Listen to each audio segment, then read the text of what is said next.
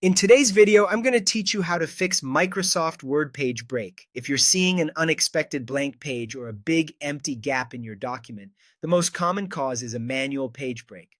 The quickest fix is to find that page break and delete it, and I'll walk you through exactly how to do that in a clear, simple way.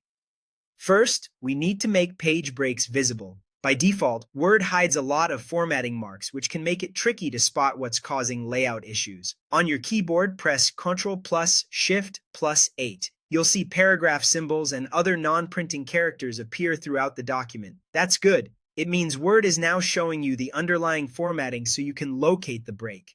If you prefer clicking instead of using the shortcut, look for the Show/Hide button on the Home tab. Its icon looks like a paragraph symbol. Toggling that does the same thing as the keyboard shortcut and helps you see what's going on. Now scroll to where the gap or blank page appears. With formatting marks visible, a manual page break will be clearly labeled. You'll typically see a dotted line stretching across the page with the words "page break" in the center. That's the item you want to remove. Click directly on the page break to select it.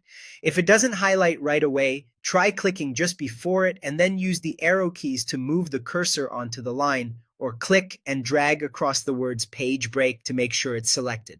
Once it's highlighted, press the delete key on your keyboard. You should see the gap disappear immediately, and the text that was pushed to the next page will pull up to fill the space.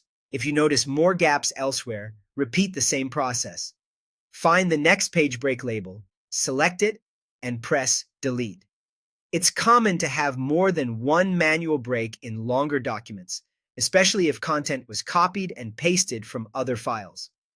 When you're done, you can hide the formatting marks again to return to a cleaner view. Just press Ctrl plus Shift plus 8 one more time, or toggle the Show Hide button off on the Home tab.